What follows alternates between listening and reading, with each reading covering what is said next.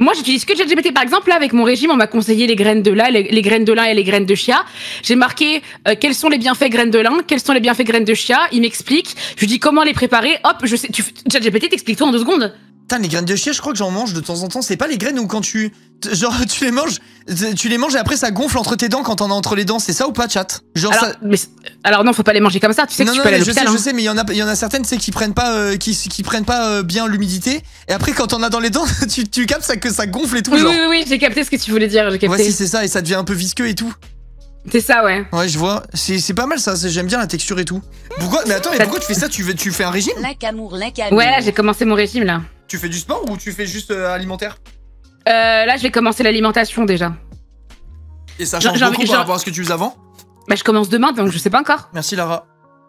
T'avais des habitudes alimentaires dégueulasses toi ou pas? Genre en mode tu commandes tout le temps de la merde et tout ou pas du tout? Ah ouais, moi c'est ignoble, une addiction au sucre, tout ce que tu veux. Et là, j'en ai marre, j'ai envie de me sentir bien dans mon corps, tu vois. Je te jure, tu arrêtes les sucres raffinés, c'est une dinguerie. Moi, j'en consomme presque plus aucun.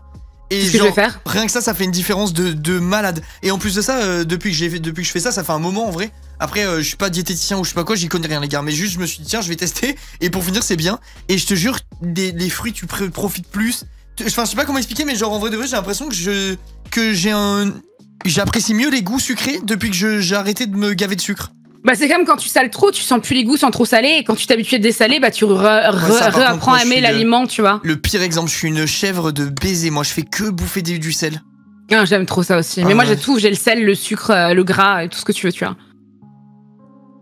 Ouais, bah je capte. Moi personnellement, si j'avais pas ce truc j'aime pas me voir, tu sais, dans une condition physique où je me sens pas bien dans ma peau. Du coup, dès que je vois que je fais trop d'écart et tout, je fais vite attention et j'arrive à me remettre. Mais genre, si j'étais en mode bas les couilles, je serais tellement obèse.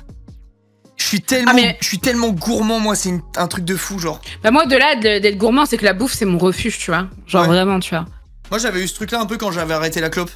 Pendant un petit moment, je sentais que je compensais parce que j'avais plus trop envie de fumer, mais dans le fond aussi, mon corps, il compensait quand même, tu sais. Genre je m'envoyais un peu des merdes et tout, j'avais pas mal grossi, j'avais pris genre 5 ou 6 kilos je crois quand j'avais arrêté de fumer. Ah moi là j'en suis plus que là, hein. Moi je pense faut que je perde 30 kilos. Ah ouais? Je pense ouais.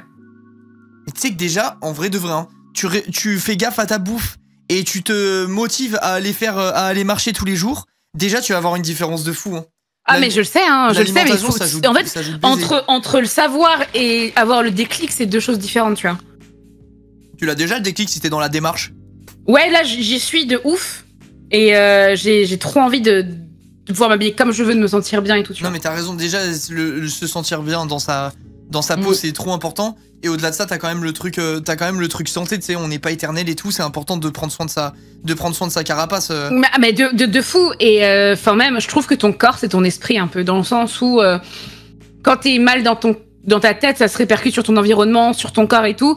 Donc je pense que déjà si tu manges bien et que tu t'envoies de bonnes vitamines, des bonnes fibres, des bonnes choses, ça joue aussi sur ton mental et sur ton cerveau, tu vois ce que je veux dire ou pas? Ouais, bah c'est sûr. C'est sûr et certain, moi je vois la différence, hein. Rien que sur la confiance en moi et tout, genre entre les périodes où je me sens bien dans mon corps et les périodes où je me sens pas bien, genre tu captes direct, il y a une énorme différence même dans ta façon d'être, ta façon d'échanger avec les autres et tout ça, la façon dont t'imagines qu'ils te regardent aussi, tu sais, il y a plein de trucs.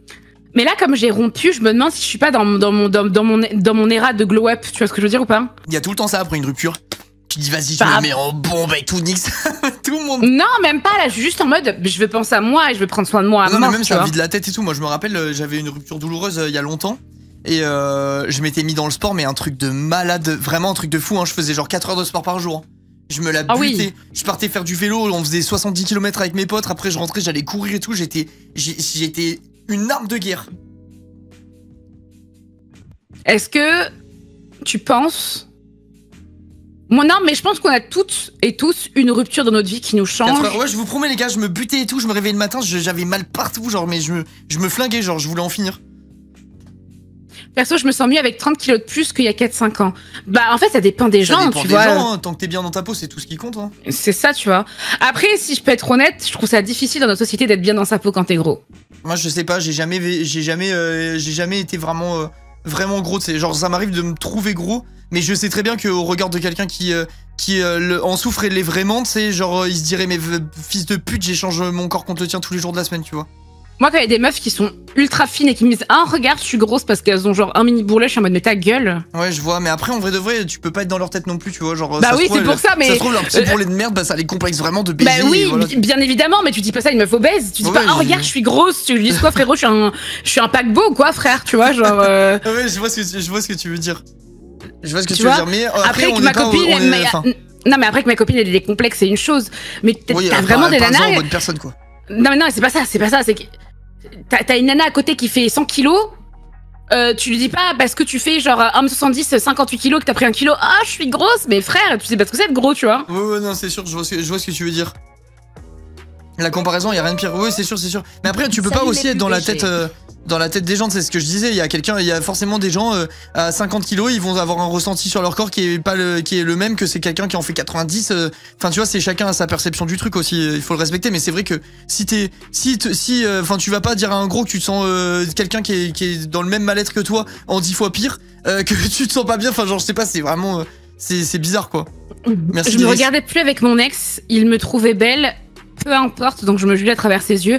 Ah mais moi mon ex il me valorisait tous les jours il me disait que j'étais la plus belle femme du monde, qu'il m'aimait plus que tout au monde, bien évidemment tu vois. Pareil, et le truc c'est que je trouve que quand t'es posé quelqu'un quand t'es posé quelqu'un et que cette personne-là te trouve bien comme tu es, t'as pas ce déclic de vouloir t'améliorer et de changer parce que tu dis bah lui même comme je suis. Ouais je suis d'accord. Tu vois. C'est quoi la dysmorpho? Il y a quelqu'un qui dit ça dans mon chat. L'anorexie, la dysmorpho c'est quoi? La dysmorpho c'est quand tu te vois pas comme tu es. Ah. En gros. Bah toi mais moi j'ai ça de baiser je pense hein. Mais on a tout ça je pense. Ouais bah je suis sûrement dans des mesures différentes en tout cas, mais moi j'ai vraiment ça hein. C'est vraiment. Après des gens atteints de body dysphoria. Ok. Je crois. Moi j'aimerais perdre mais j'ai pas la foi. C'est que t'es pas prête encore. De toute façon comment? En vrai de vrai faut quand même se déterre. Genre si c'est un truc dont tu souffres il faut se sortir les doigts parce que rester et se morfondre c'est même si c'est plus facile à dire qu'à faire, en vrai de vrai ça va rien t'apporter, ça va juste te détruire un petit feu, tu sais, genre je sais pas. Ah mais moi je le vois hein, mon surpoids c'est mon fardeau tu vois. De ouf. Oui voilà bah tu vois genre quand tu l'es. Et en vrai faut y aller petit pas par petit pas comme il a dit Inoxtag je trouve.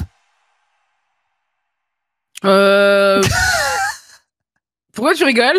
Je sais pas, je l'ai entendu parler de petit pas un milliard de fois, ça m'a rendu fou de ouf. Et du coup à chaque fois que je pense à un truc petit à petit, j'ai petit pas par petit pas qui me vient dans la tête et ça me casse. En fait le truc c'est que moi je suis pas très adepte du petit pas parce que je suis quelqu'un d'extrême, c'est-à-dire que pour moi si j'arrête de fumer, je suis pas là à fumer une clope, puis une deuxième, et puis une trois, enfin non justement 10, puis 6, ouais, pas comme ça, moi voilà, genre je marche pas comme ça parce que le problème c'est que je trouve que quand tu vas petit pas par petit pas, tu te ménages trop, et si tu te ménages trop t'arrives à rien tu vois. Ouais je suis d'accord en vrai.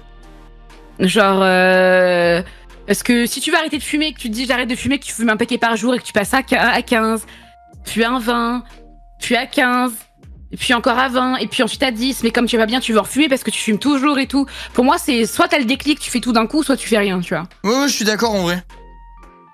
Je suis d'accord. Moi, j'arrive vraiment pas à perdre, j'ai essayé le sport, une bonne alimentation, mais rien ne va. Faudrait que tu fasses des examens parce que peut-être que, je sais pas, t'as une résistance à l'insuline ou ce genre de choses aussi, tu vois. Ouais, va voir un professionnel de la santé, c'est un truc qui te tracasse pour de vrai, tu sais. Des mecs, c'est leur taf et tout, hein, ça se trouve, ils vont dire, mais en fait, il faut que tu manges tel truc et tel truc, que tu fasses ça comme ci et comme ça. Ça se trouve aussi, tu fais mal, ça, y a plein de gens qui ont l'impression qu'ils font bien et en fait, ils font pas les bons trucs, pas les bons exos, pas les bons machins.